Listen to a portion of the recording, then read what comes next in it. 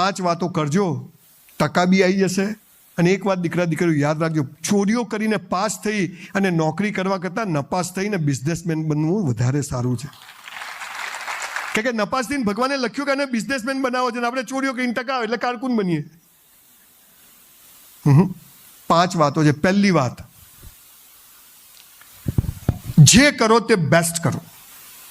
જે કરો, સવારે ઉઠ્યા, રાત્રે સૂઈ જાઓ, બધી જ ઘટનાઓ કેવી કરવાની? બેસ્ટ. સવારે ઉઠ્યા, કરાગ્રે વસતે લક્ષ્મી, કર મૂલે સરસ્વતી, કર મધ્ય ઈશ્વર તારો આભાર. થેન્ક યુ કહેવાનું. ઉઠાડી દીધા, કેટલાય નહીં ઉઠતા.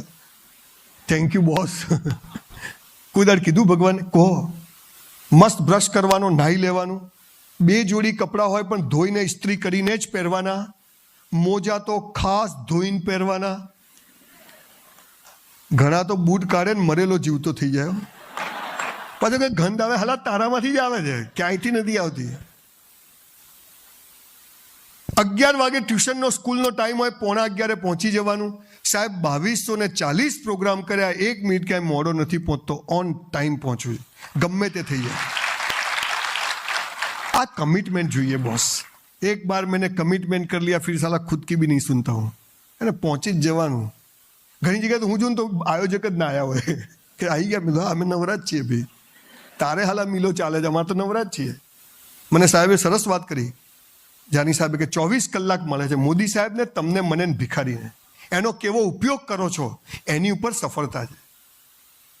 ટાઈમ જ નહીં, ઊંઘમાં આમ કરે, સ્ક્રોલિંગ જ કરતો હોય 6 કલાક મોબાઈલમાં. 2 વર્ષ પછી દરેક ઘરમાં એક ગાંડો હશે, એનું નામ હશે મોબાઈલિયો ગાંડો.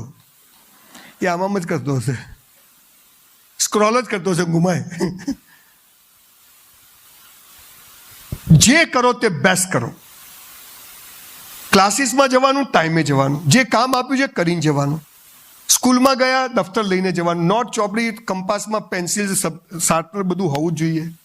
આપણું વોલેટ હોય તો 10ની, 20ની, 50ની, 200ની, 2000ની ચાલુ હોય તો લાઈનમાં જ હોવી જોઈએ. ચપ્પલ કાઢીએ તો ભગવાનની પાદુકાની જેમ જ કાઢવાના. ઘરે જઈને દફતર મૂકીએ તો ફિક્સ જગ્યાએ, ચશ્મા મૂકીએ તો ફિક્સ જગ્યાએ. આ તો ઘરે એક ચપ્પલ અહીંયા, એક ચપ્પલ અહીંયા, ક્યાં ગયું? કૂતરું લઈ ગયું. જા સાહેબ, ગેટ પર એવી વ્યવસ્થા કરો કે જે લોકો આવે ને એમને સીધા બેસાડી જ દો. એમ પાછળવાળાને બેસવાનું તમારે બધાને. એટલે ઊભા રહો, મને વાંધો નથી, પણ આમ આવવાની ઈરાદો તો આવી જાઓ. મારે શું ગોખેલું ભૂલી જવાય આખો દિવસ. વચ્ચેથી કોઈ ખબર ને પેપર લખવા કોઈ ડિસ્ટર્બ ભૂલી જવાય. હું એક જગ્યાએ ગયો ને તો કોઈ અહીંથી આવે, કોઈ અહીંથી આવે. પ્રિન્સિપાલ વળી કહે આ બાજુ આવી જાઓ.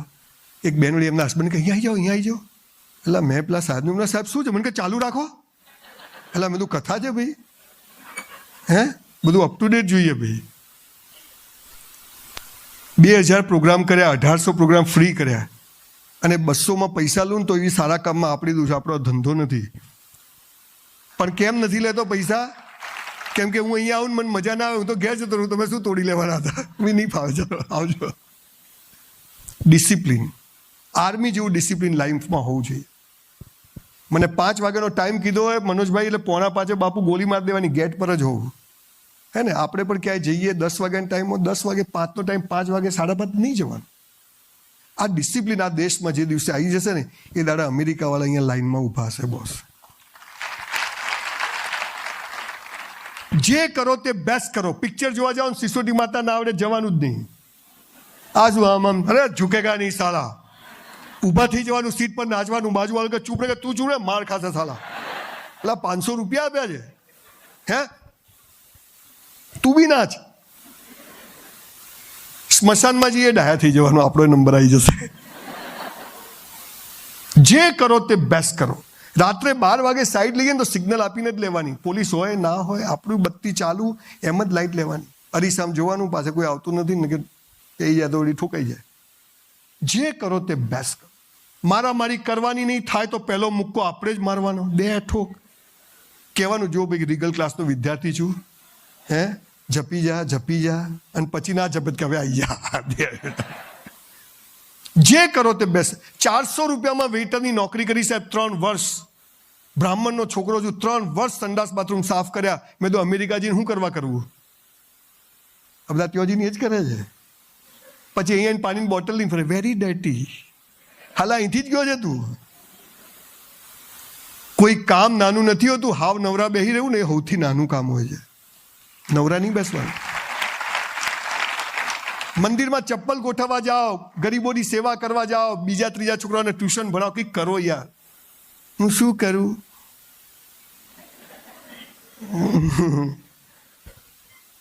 હવે તો પેલા મોટા પ્લગ આવ્યા છે, આખો હાથ જતો રહે. ગાડી ચાર્જિંગ ના આવ્યા છે. 400 રૂપિયામાં વેઇટરની નોકરી કરી, પણ હું 4000નું કામ કરતો સાહેબ.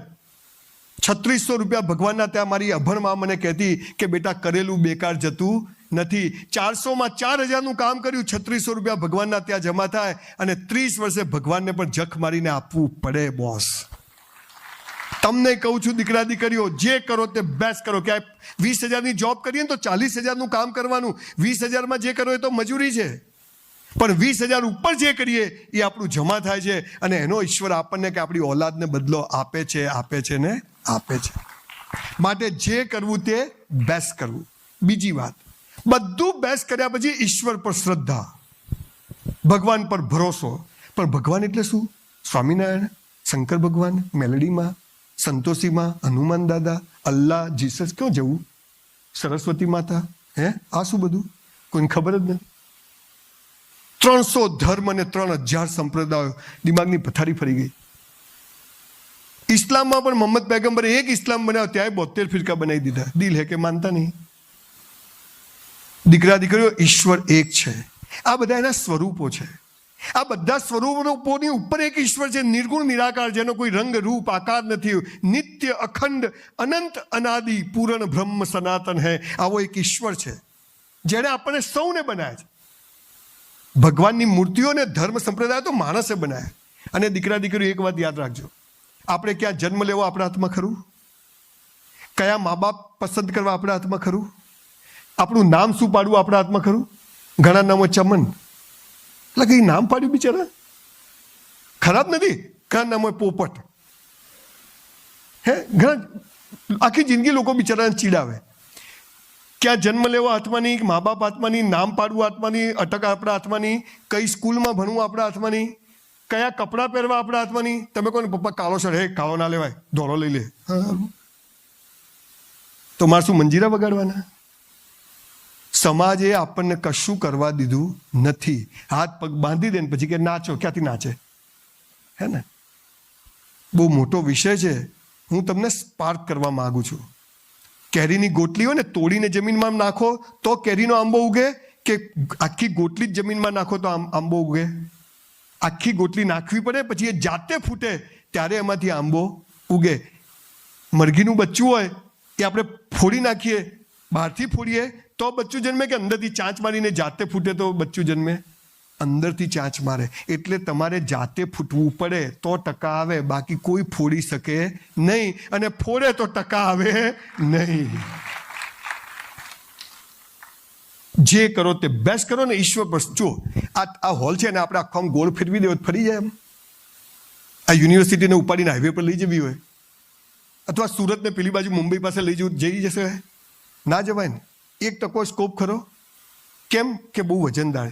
તો આ આખી પૃથ્વીને જે ફેરવે છે એ કેવો શક્તિશાળી ભગવાન હશે, વિચાર કરો બસ. આખી પૃથ્વીને આમ ફેરવે, સૂર્ય, ચંદ્ર, તારાઓ, આવી તો કેટલી પૃથ્વીઓ ફેરવે છે, કોઈ અથડાતું નથી, બધું બરાબર ચાલે, અપ ટુ ડેટ સિસ્ટમ ચાલે.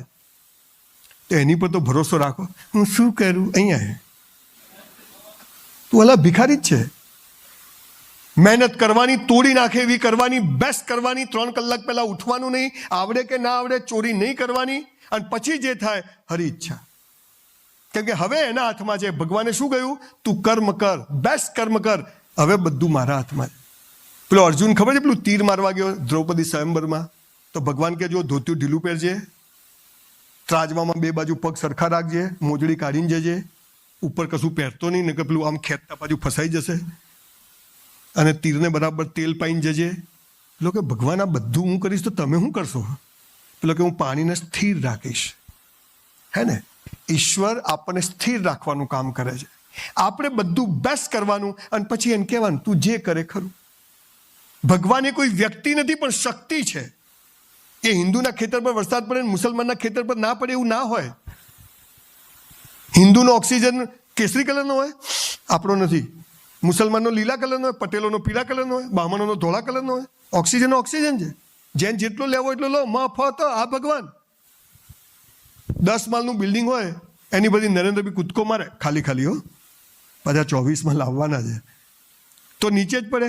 સોનિયા ગાંધી, કેજરીવાલ બધા નીચે જ પડે. નરેન્દ્રભાઈ આમ ધીમે ધીમે પડે. એમ વડાપ્રધાન બનવાનું છે એટલે એ તો બધા નીચે જ આવે. ગુરુત્વાકર્ષણ દેખાતું નથી પણ છે આ ભગવાન.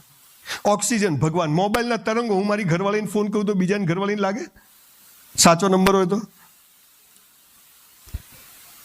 ઘણા મનીષ લખે ને મનીષન લગાવે, મજા છે પણ એની બી ખાલી